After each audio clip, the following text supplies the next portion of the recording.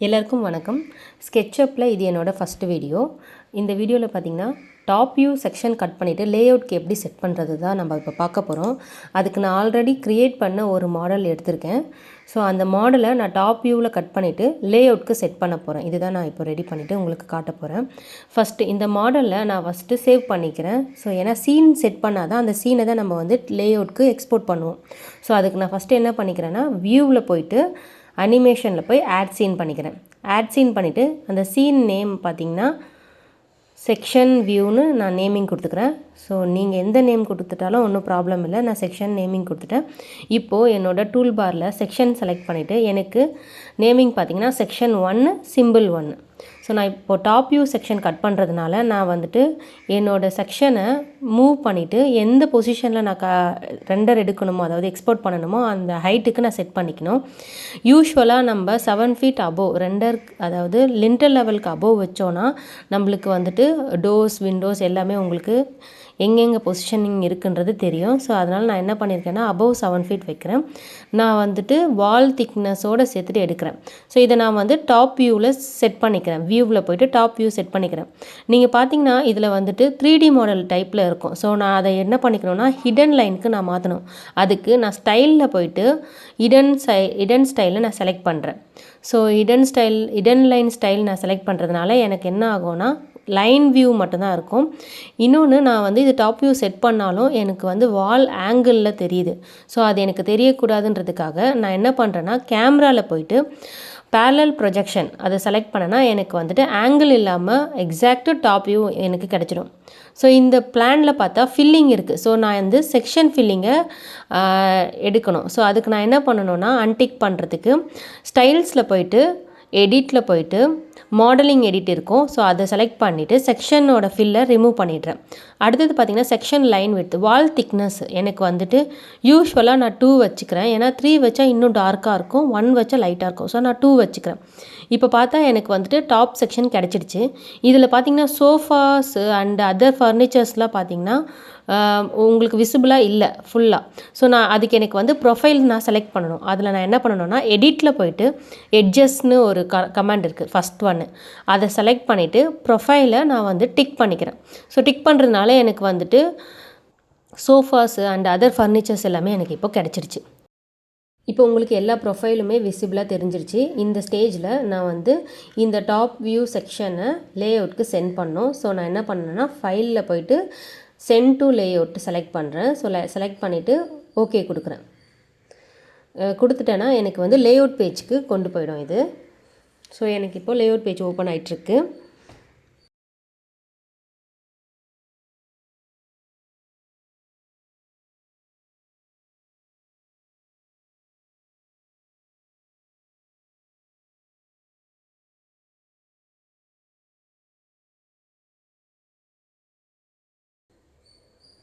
இந்த லேஅவுட் பேஜில் நம்ம டெம்ப்ளேட் செலக்ட் பண்ணிக்கலாம். இப்போ நான் டைட்டில் பிளாக் இருக்க மாதிரி டெம்ப்ளேட் செலக்ட் பண்ணுறேன். எனக்கு வந்து ஒரே ஒரு பிளான் தான் நம்ம வந்துட்டு லேஅவுட் செட் பண்ண போகிறோன்றதுக்காக டைட்டில் பிளாக்கில் A3 ஷீட்டில் பாட்டமில் டெம்ப்ளேட் வர மாதிரி நான் நேமிங் டெம்ப்ளேட் வர மாதிரி செலக்ட் பண்ணிக்கிறேன். ஸோ எனக்கு பார்த்திங்கன்னா இதில் ட்ரெடிஷ்னலில் A3 லேண்ட்ஸ்கேப் இருக்கிறத நான் செலக்ட் பண்ணிக்கிறேன். ஸோ இது வந்துட்டு நம்மளுக்கு சைஸ்க்கு ஏற்ற மாதிரி நம்ம செலக்ட் பண்ணிக்கலாம். எனக்கு வந்து A3 தான் எப்போவுமே செட் ஆகும். ஸோ நான் A3 செலக்ட் பண்ணிட்டேன். இப்போது நான் வந்து சீன் க்ரியேட் பண்ண அந்த சீன் வந்து இந்த லேஅவுட்டில் செட் ஆகிடும். எனக்கு வந்து இதை ஸ்கேலிங் பண்ணணுமா, சென்டர் பொசிஷன் பண்ணணுமான்றதை இப்போ நம்ம வந்து செலக்ட் பண்ண போகிறோம்.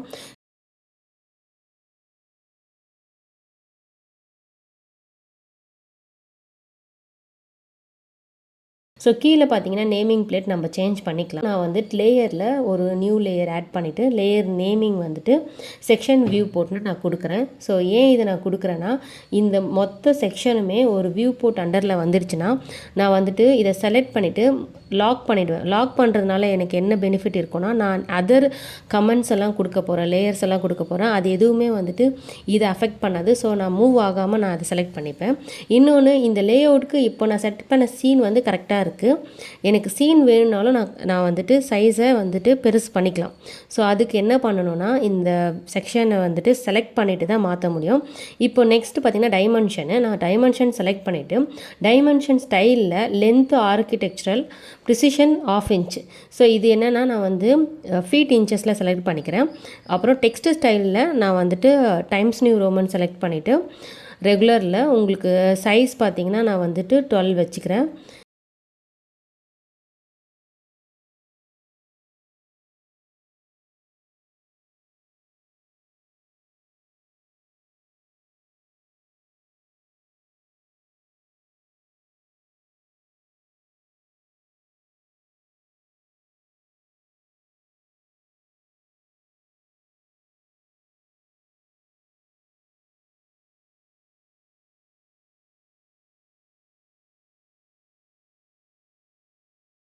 ஸோ இப்போ நான் பார்த்திங்கன்னா டைமென்ஷன் எல்லா சைடுமே நான் கொடுத்துட்ருக்கேன்.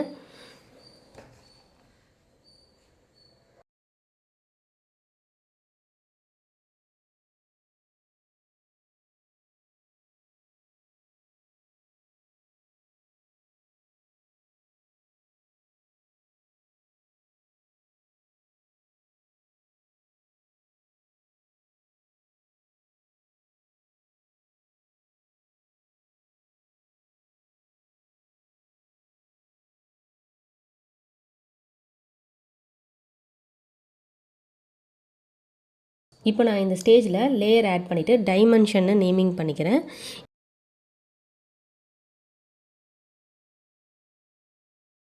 இந்த எல்லாம் செலக்ட் பண்ண இந்த டைமென்ஷனை நான் வந்துட்டு ரைட் கிளிக் பண்ணிவிட்டு மூவ் டு டைமென்ஷனுக்கு நான் சேஞ்ச் பண்ணுறேன். ஸோ ரைட் கிளிக் பண்ணிவிட்டு மூவ் டு லேயர் போயிட்டு டைமென்ஷனுக்கு நான் சேஞ்ச் பண்ணுறேன்.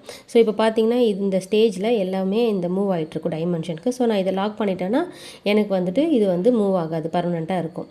ஸோ நான் இதை வந்து வியூவாகவும் க்ளோஸ் பண்ணிக்கலாம். இப்போ பார்த்திங்கன்னா நம்ம ரெண்டர் பண்ண அந்த ஃபர்னிச்சர்ஸ் எல்லாமே வந்துட்டு பிக்சலில் உடஞ்சி போயிருக்கு. ஸோ நான் இதை வந்து கண்டினியூஸ் லேயராக மாற்றணும். அதுக்கு நான் என்ன பண்ணணும்னா, இப்போது இதை வந்துட்டு நான் லாக் பண்ணதை அன்லாக் பண்ணிவிட்டு செலக்ட் பண்ணிவிட்டு ஸ்கெட்சப் மாடலில் ஆட்டோவில் பார்த்திங்கன்னா ரேஸ்டரில் இருக்கும், அதை நான் வந்து ஹைப்ரிட்டுக்கு மாற்றுறேன். ஸோ இதனால் என்ன ஆகும்னா இந்த லேயர் எல்லாமே சிங்கிள் லேயராக மாறிடும். ஸோ நம்மளுக்கு பார்த்திங்கன்னா ஒரு யூனிஃபார்மாக இருக்கும், உங்களுக்கு வந்து பிரேக் ஆகிட்டு இல்லைன்னா கட் ஆகிட்டு உங்களுக்கு தெரியாது. ஸோ இப்போ பார்த்தீங்கன்னா உங்களுக்கு சிங்கிள் லைனில் வந்துருச்சு. இப்போ பார்த்தீங்கன்னா நான் மூவ் பண்ணிட்டேன்னா மூவ் ஆகுது. ஸோ இதை மூவ் ஆகாமல் இருக்கிறதுக்காக தான் நான் வந்து அந்த லேயரில் லாக் பண்ணி வச்சுருக்கேன். ஸோ இப்போ பார்த்தா மூவ் ஆகாது. எனக்கு இப்போது இந்த பொசிஷனில் டைமென்ஷனும் செட் பண்ணியாச்சு, ப்ளஸ்ஸு நம்ம வந்துட்டு எல்லா லேயர்ஸுமே ஃபார்ம் பண்ணியாச்சு. ஸோ நேமிங் கொடுத்துட்டு லேஅவுட் நேமிங் கொடுத்துட்டு அதுக்கப்புறம் செக்ஷன்ஸ் ஓட டிஸ்கிரிப்ஷன் கொடுத்துட்டேன்னா சரியாக போய்டும். ஸோ நான் இப்போ எல்லாத்துக்கும் நான் நேமிங் கொடுத்துக்கிறேன்.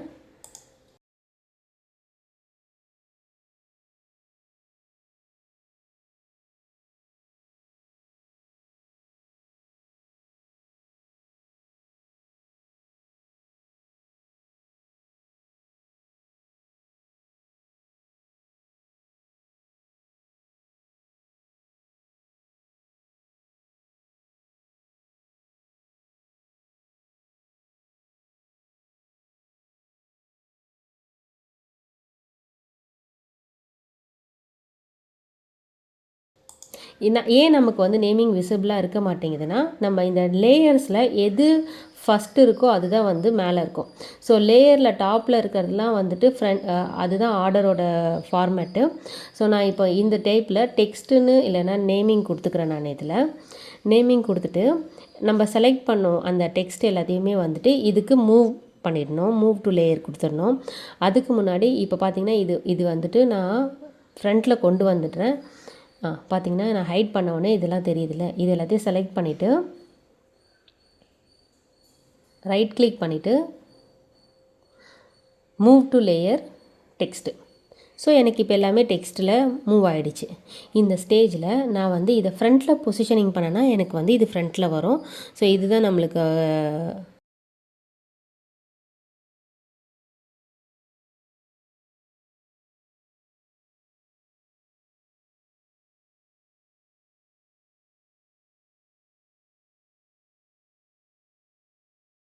ஸோ கலரிங் எது வேணுமோ நம்ம செலக்ட் பண்ணிக்கலாம்.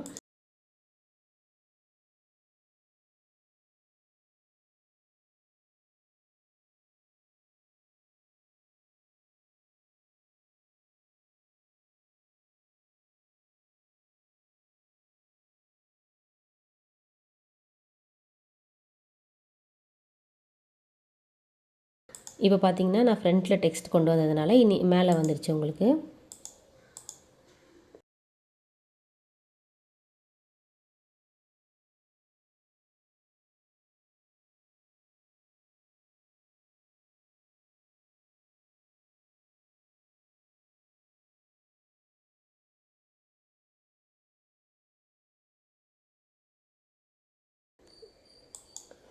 நம்மளுக்கு சிம்பிள்ஸ் என்ன வேணுமோ அதை நம்மளால் பண்ணிக்க முடியும். ஸோ ஸ்க்ராப் புக்கில் போயிட்டு நம்ம செக்ஷனில் யூஷுவலாக வந்துட்டு லெவலிங் கொடுப்போம்.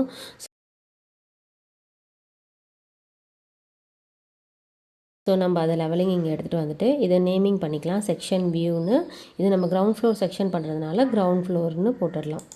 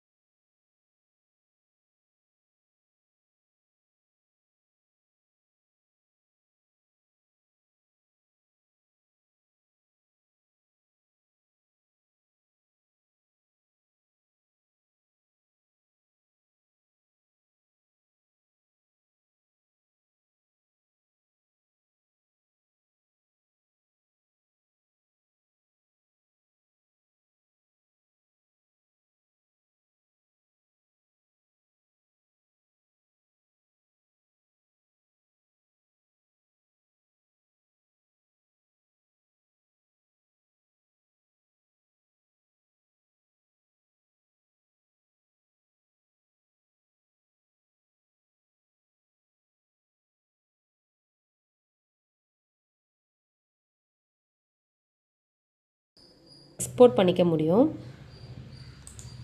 அதுக்கு என்ன பண்ணுறோன்னா ஃபைலில் போய்ட்டு எக்ஸ்போர்ட் ட்ராயிங்கை நம்ம எக்ஸ்போர்ட் பண்ணிக்கலாம்.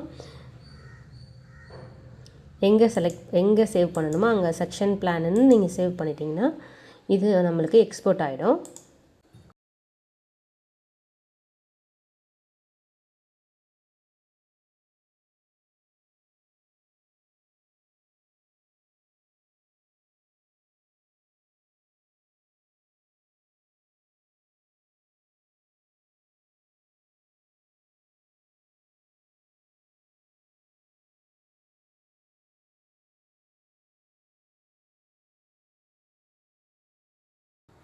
Thank you.